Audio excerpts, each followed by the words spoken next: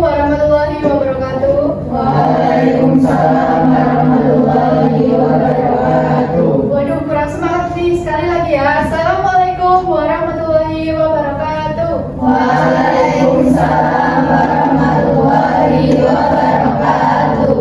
Apa kabar anak-anak semua? Baik. Sudah sarapan semua? Belum. Kenapa ya tidak sarapan? Kesiangan pasti ya? Ya. Hari ini kita akan belajar tentang teks prosedur. Sebelumnya adakah yang tidak masuk? Ada. Siapa? Mana? Kenapa Mbak Neta dan Mbak Ratna? Sakit. Kita doakan ya, semoga Mbak Ratna dan juga Mbak Neta cepat sembuh. Amin. Sebelum mulai pelajaran pada pagi hari ini, alangkah baiknya kita berdoa terlebih dahulu. Adakah yang ingin memimpin doa? Silakan Mbak Mila. Doa mulai. Doa selesai. Oke anak. Adakah yang masih ingat tentang materi pelajaran pada minggu-minggu sebelumnya? Ada yang masih ingat? Ya Bu. Ya Mbak Sana. Minggu lalu yang mempelajari tentang karakteristik, tujuan, struktur, dan unsur kebahasaan Bu. Ya betul sekali. Minggu sebelumnya kita sudah belajar tentang karakteristik, tujuan, struktur, dan juga unsur kebahasaan. Yang pertama ada karakteristik. Teks prosedur itu memberikan petunjuk, panduan, dan juga instruksi untuk melakukan sesuatu. Tujuannya untuk memudahkan pembaca maupun pendengar agar dapat mengikuti langkah atau perintah dari isi teks prosedur. Kemudian ada struktur. Strukturnya ada 4. Yang pertama ada pendahuluan. Pendahuluan ini berisi untuk mengajak pembaca melakukan kegiatan yang akan dijelaskan. Kemudian ada informasi peralatan dan juga bahan, berisi alat dan juga bahan yang digunakan dalam prosedur teks tersebut. Yang ketiga ada langkah-langkah. Langkah-langkah ini berisi perincian cara, waktu dan juga bahan.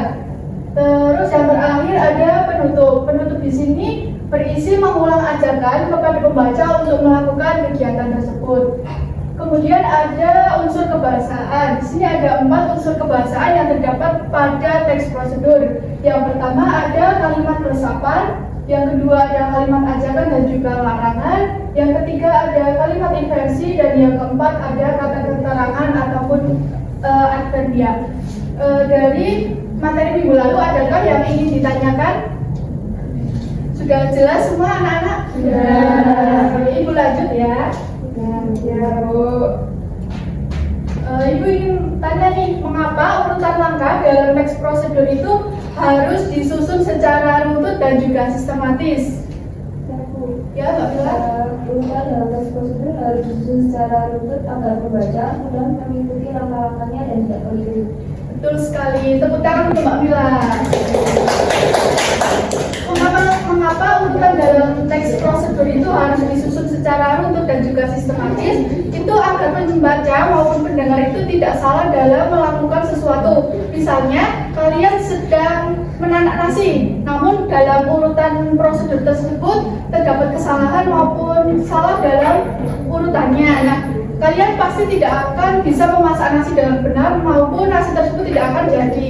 Jadi, mempelajari teks prosedur itu tidak hanya berguna bagi pelajaran bahasa Indonesia saja, tetapi juga dalam kehidupan sehari-hari. Itu akan melatih kalian untuk bertanggung jawab dan juga disiplin dalam setiap tindakan.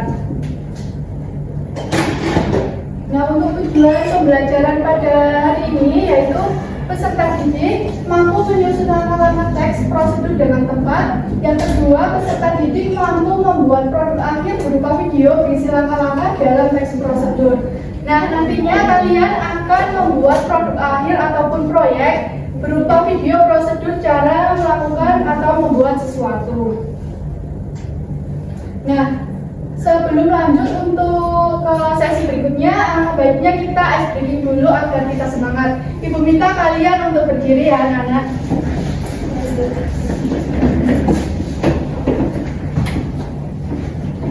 Nah, untuk ice breaking kali ini masih sama dengan yang sebelumnya, yaitu tepuk-tepuk. Kalau ibu tepuk bilang tepuk 1 berarti tepuk 2. Yes, tepuk 3. Gitu ya, bisa dipahami anak-anak? Kita coba ya.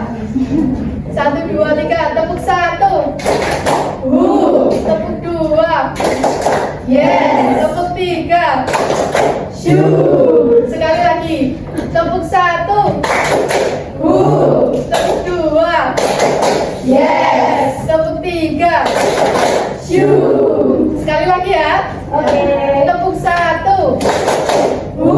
Tepuk 2. Yes. Tepuk 3. Silakan duduk anak-anak. Sudah semangat semuanya? Apakah ada yang masih mengantuk? Alhamdulillah.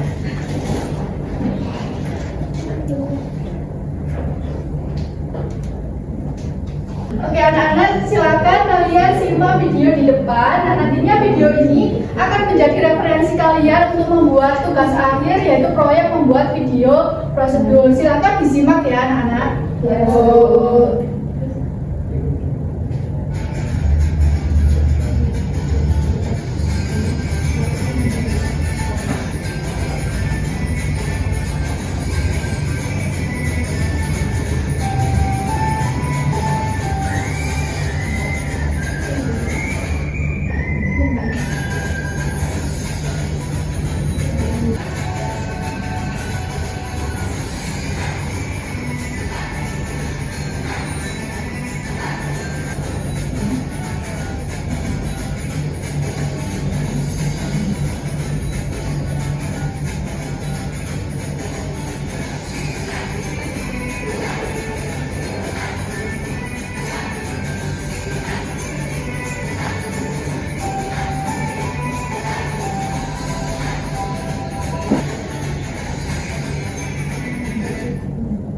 Sudah menyimak video di depan semuanya anak-anak? Sudah.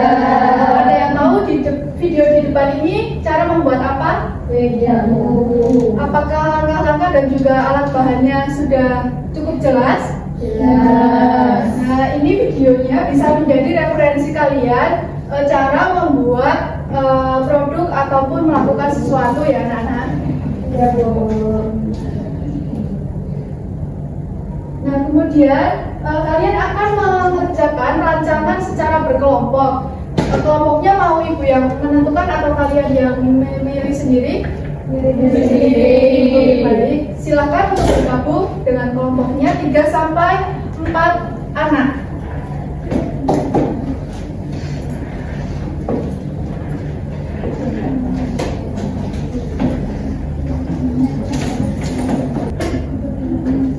Ibu jelaskan cara kalian berdiskusi ya anak-anak, silakan diperhatikan. Itu yang belakang jangan ngobrol sendiri ya. Ya Bu. Kalian akan mendiskusikan yang pertama itu produk khas daerah yang akan dijadikan tema video. Misalnya nih di daerah kalian terdapat getuk maupun batik, kalian bisa menuliskan itu. Namun tidak hanya di daerah kalian saja, bisa saja kalian mengambil produk dari luar daerah, misalnya dari daerah Sumatera maupun Sulawesi. Bisa dipahami untuk tema videonya? Untuk yang kedua, kalian harus membagi peran dalam kelompok. Jadi di dalam kelompok tersebut harus ada yang mengedit video, harus ada yang voice over atau mengisi suara, maupun ada yang mengedit. Jadi semuanya terbagi rata, jangan ada yang tidak mendapatkan peran. Seperti itu ya anak-anak. Ya. Untuk yang ketiga, menyusun kerangka teks prosedur yang akan dijadikan naskah video. Untuk kriteria penilaian proyeknya, yang pertama ada kesesuaian isi dengan struktur teks prosedur, yang kedua kejelasan urutan langkah, dan juga kreativitas dalam menyajikan video. Kalian bisa mengedit video kalian menggunakan aplikasi seperti CapCut ataupun aplikasi-aplikasi lain yang kalian tahu. Nah, kalian bebas mengedit video sekreatif kalian, tetapi alat bahan dan juga langkah-langkahnya harus ditulis dengan jelas. Adakah yang ingin ditanyakan anak-anak sebelum kalian berdiskusi? Nanti kalian akan mengisi rancangan kalian di lembar kerja siswa ini anak-anak. Harus ditulis dengan lengkap dan juga detail. Bisa dipahami? Bisa. Silakan.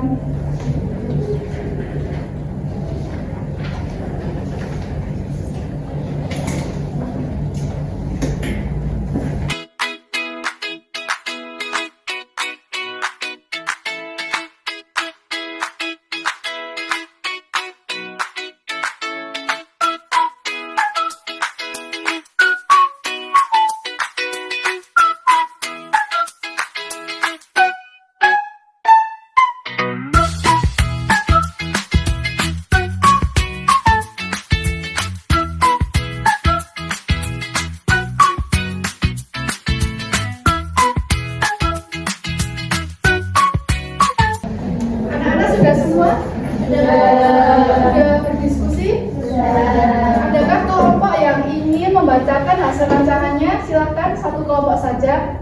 Yang untuk kelompok kami. Ya, silakan dibaca di situ saja, tidak usah ke depan. Yang pertama ada alat, alatnya itu terdiri dari panci, kompor, baskom, sendok, dan saringan. Kemudian yang kedua ada bahan, bahannya yaitu terdiri dari yang pertama ada ketan, kemudian air hangat, gula jawa atau gula merah yang disisir halus, kemudian ada kelapa parut, ada garam, daun pandan, dan pewarna makanan hijau. Nah, selanjutnya adalah langkah. Langkah yang pertama yaitu campurkan tepung ketan dengan air hangat, uleni hingga kalis, tambahkan pewarna hijau dan campur hingga merata. Langkah yang kedua, ambil sedikit adonan, isi dengan gula merah dan dibulatkan. Langkah ketiga, rebus di air mendidih. Langkah keempat, tunggu hingga kompor mengapung, tandanya sudah matang. Yang kelima, angkat dan tiriskan. Langkah keenam, pulihkan klepon ke kelapa parut yang sudah diberi garam. Yang ketujuh, klepon siap disajikan. Tepuk tangan untuk kelompoknya Mbak Sarah. Jadi rancangan tersebut akan kalian gunakan ya. Jadi jangan ada kesalahan ataupun kurang alat maupun bahannya. Waduh, saatnya kuis. Siapa yang suka kuis nih? Adakah yang tidak suka kuis? Jadi rata-rata suka semua ya. Jadi anak-anak, kuisnya adalah kalian bisa memasukkan ini ataupun ketik dan juga masukkan kodenya. Nanti di sini kalian itu seperti pelayan yang melayani pembeli gitu ya. Nanti kalian bisa menyajikan makanannya tersebut ketika kalian berhasil menjawab soal.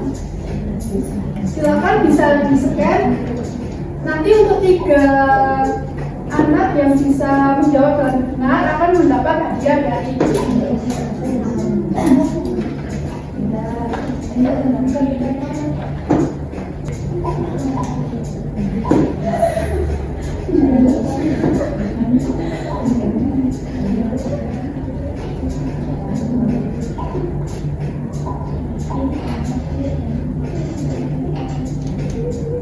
kita mulai ya anak-anak.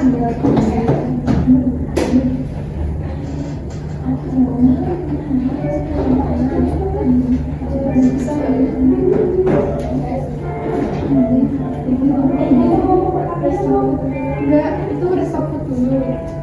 Enggak, restart dulu.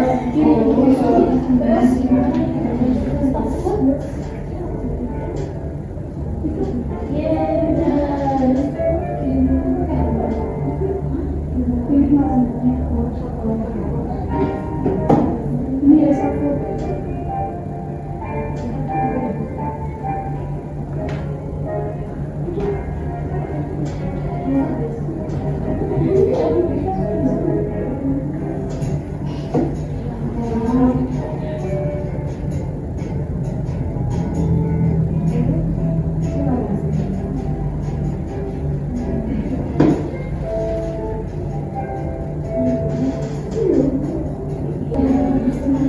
Ayo, bisa dikerjakan.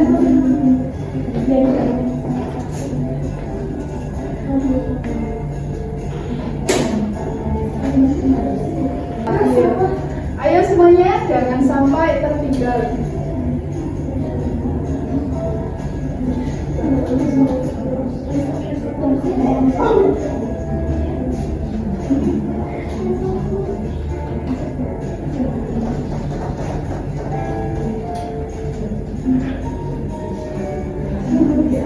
Ayo anak-anak, 1 menit lagi.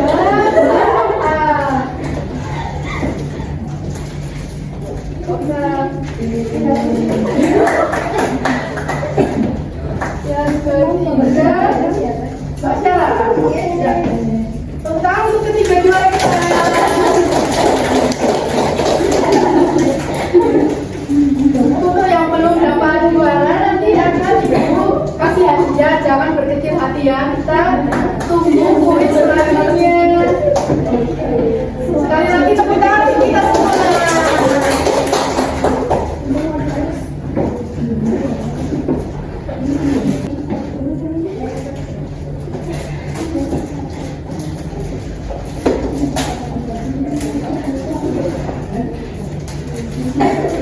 anak-anak semua, kita akan refleksi. Nah, nantinya kalian akan mengisi lembar refleksi yang akan ibu bagikan. Di sini terdapat nama yang harus kalian isi, kemudian mabok, kemudian tanggal, kemudian perasaan kalian pada hari ini ada senang, bingung dan juga sedih.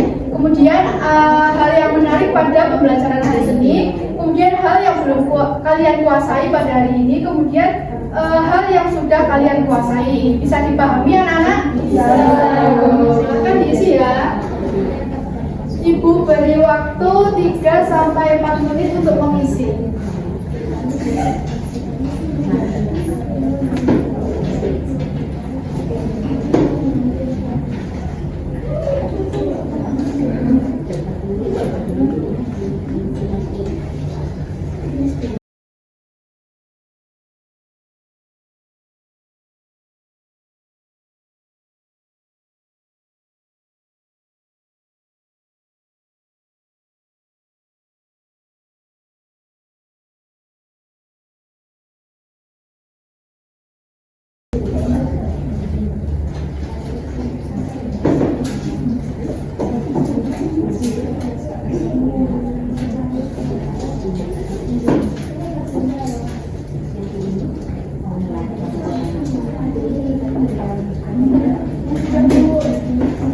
Sudah diisi semuanya anak-anak? Sudah. Bisa dikumpulkan ya? Iya, Bu.